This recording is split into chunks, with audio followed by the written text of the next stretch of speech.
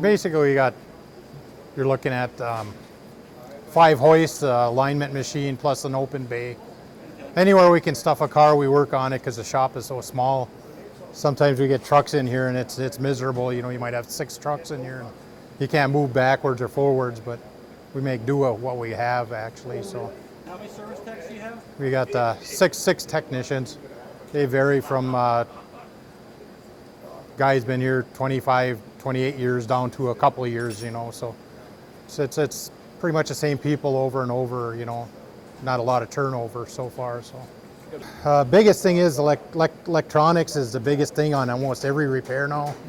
There's no more just doing brakes all day long. I mean, they got to go from brakes to electronics to computers. You got to use computers all the time for testing, for codes, everything else. So, and as far as warranty, certain guys are specialized for the warranty jobs. You know, we're trying to get more and more, but they got their specialties, you know, transmissions, engines, and they all got to be specialized to do whatever warranty repairs they are. So So you guys do basically everything. anything from Tire oil rotations, changes, new tires, yeah, oil change. Up the engines. just up to anything, yeah. Any vehicle we try to work on. Some are specialized where you can't work on the electronics if they're foreign cars, stuff like that.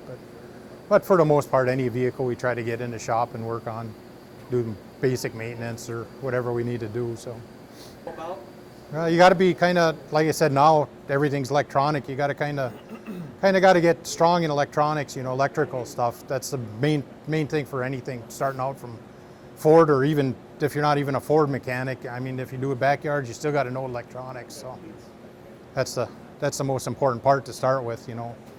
Just give you an idea, you know. I mean, yeah, if you don't work on them, you know, like I said, service manager, and we're back there. We write up the orders on the computer. We hand them out.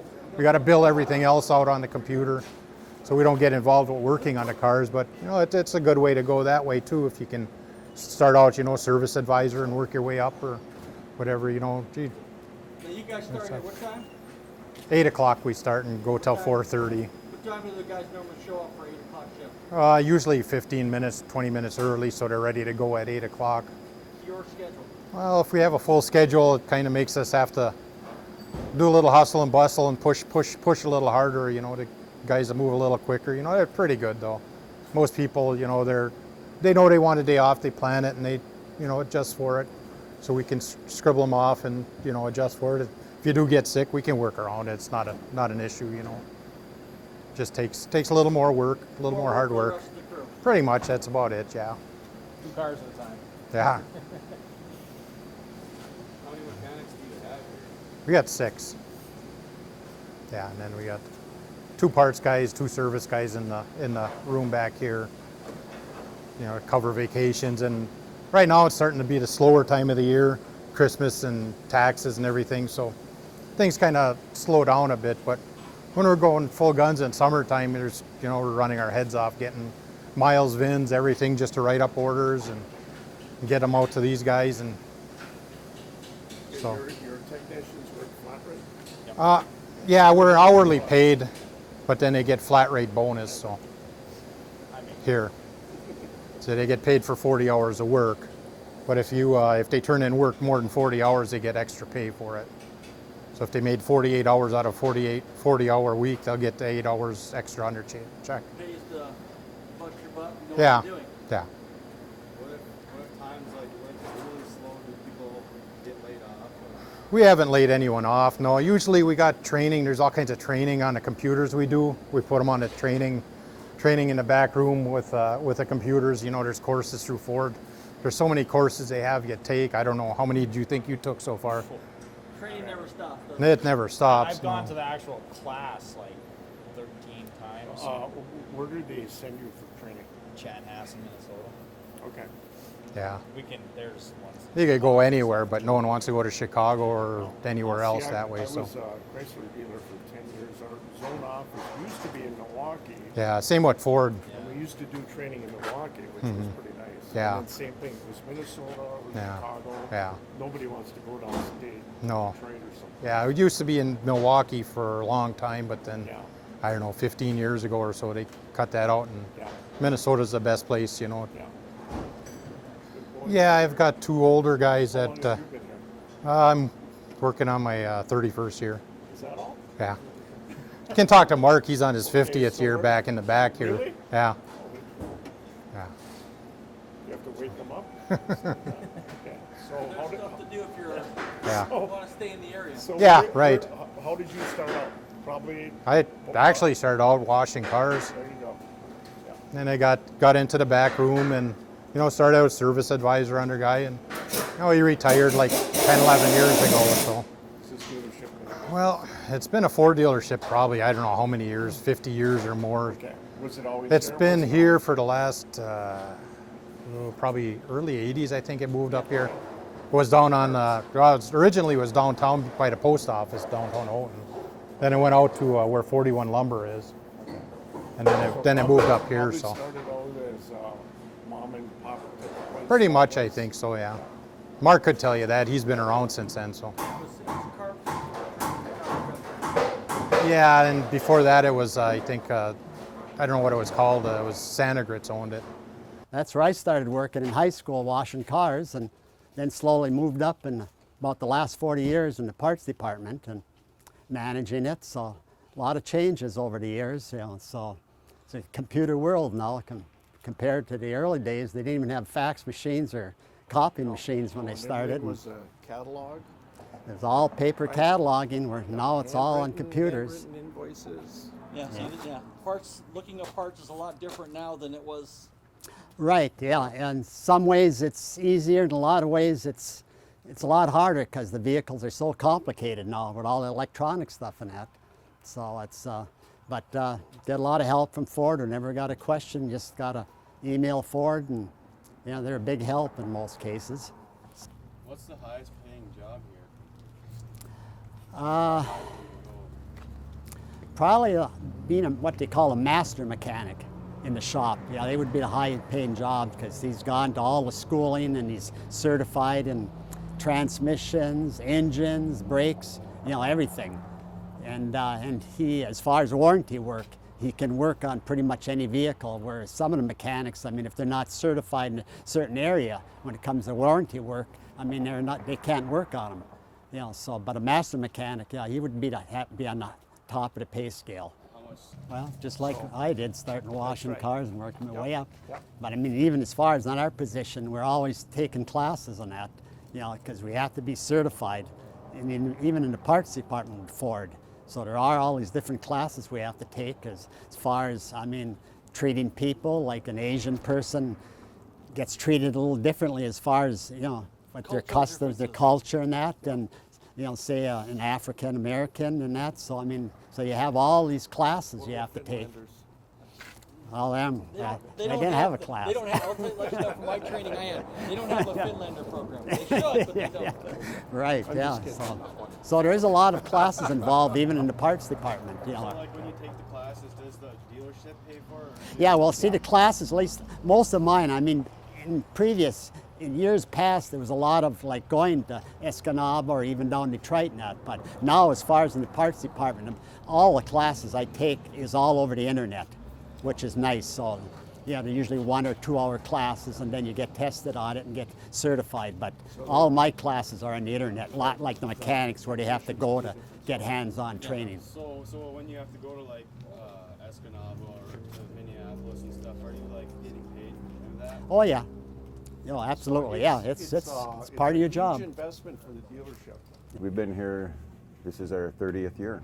Okay. It's our 30th anniversary. 30th year here, Yeah. right here. My dad's started and founded Big Valley Ford Yeah, in tell me Ewan. about that. You were telling me that they didn't know that. He put me to work when I was in 5th grade scrubbing toilets and shampooing the carpets and cleaning cars on the weekends. And every summer through high school, I worked there cleaning cars. I literally worked my way up in this business. Yeah. If someone came in looking to you for a job, what are you looking at?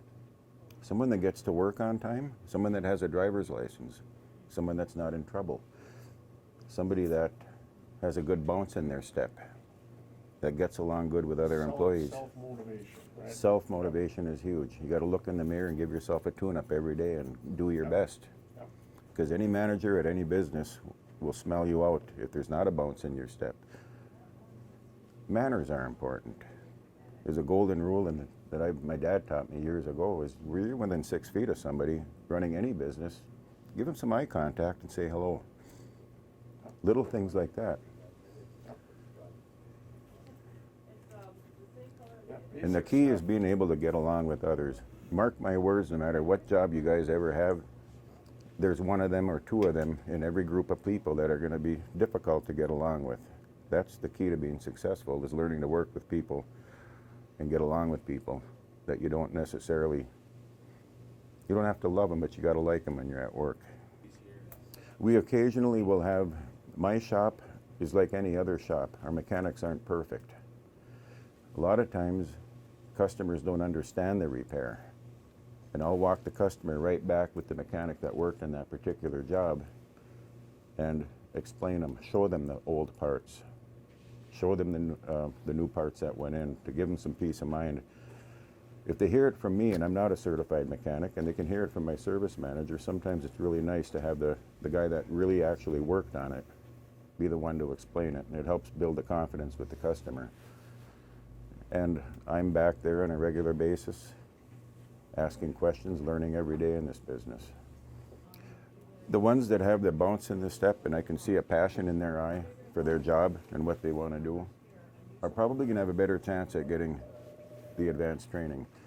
Ford requires, all the manufacturers require certification training, and it's also nice to be ASA certified.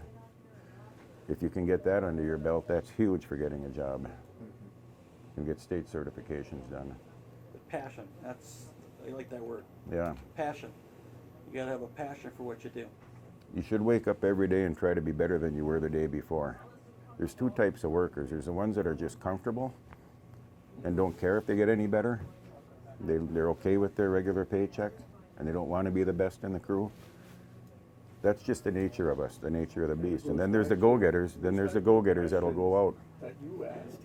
And management in any business will notice and spot that, who's got the fire in their eyes, who's loyal to the business that they're working for, versus the ones that are in their comfort zone, just getting their weekly check and not contributing over and above. Right. Okay. It's very smart to get in at least 10 minutes ahead of time. Yep. Management recognizes that no matter where you end up working. Yep. That sends a signal to them that you care about doing your job the right way. Like you said, if you're going to consistently show up right at 8 o'clock or a few minutes after, well, then you got one foot in the mud hole, and it's not going to help anybody. I knew mechanics that would want to know what their repair order is the next morning at 8 o'clock. Even after they were punched out, they'd go real quick and get their tools all ready with that work order right there, ready for their job. And they're always ahead of the curve. Right, and they'll get more work, Mhm. make more money. Yep. And whatever you end up doing, just try to be the best at it. Remember the old saying, if you're going to drive a garbage truck, be the best damn garbage truck driver in the world. And always try to get little jobs and keep your iron in the fire looking for a handful of little jobs until you get the job you want. There's no money to be made in these little black boxes these days, staring at them all day. That'll kill you. It's great information. It's going to help you on your job, but I think you all know what I mean. If you get caught at any workforce, whether it's a dealership, and they catch you on a regular basis staring into that phone, Oh, man. text Did messages, everybody hear that? you are digging yourself one big hole. Yeah. So it's not me, that wasn't coming from me. If a manager sees you, pull your phone out, glance, shut it off, and go right back, that's acceptable. But if you're going to be on a dolly underneath the car, yick, yick, yick, tack, talk, talk, it's just like stealing money from me. It's just like going into my safe and taking cash out of my till when you steal time from me. And there is not one manager in any business that's not going to see it the same way. I know a handful you didn't want to hear that. I've been there. I get it. We have this policy. There's money to be made on all vehicles. It ties in with supply and demand, especially on the used end. You've got big rental companies that flood their cars or their fleets with the same kind of car, and there's a huge supply. They don't tend to hold their value as good on the versus one that might not be in a rental fleet. So the supply and demand comes into play on that. Cars that are rare or trucks that are real rare, you can't log in and find a diesel pickup that's 10 years old. You might find a few. You Google an F-150 that's 3-4 years old, you're going to find thousands of them on the website. So those ones with the lower supply agenda tend to bring more money. And as far as the sales process here, we don't have a tiered step system where, like there's some stores, if you want to walk in and you want to get an appraisal on your car, a lot of customers want to know where they stand, so then that gives them a better idea what they can purchase. There's some stores that they won't answer that question till an hour and a half later into their gotta go through these proper steps. We're here to deal however any customer is comfortable. If you want the trade-in first, you want it last, however you want to deal.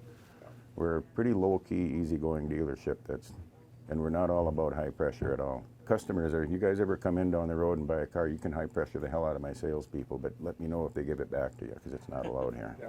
For, We're a family store that's been here for 30 years. yeah. A lot of the dealerships you're describing own multiple stores throughout the Midwest, and there's a lot more high pressure and more games. Yeah. Yeah.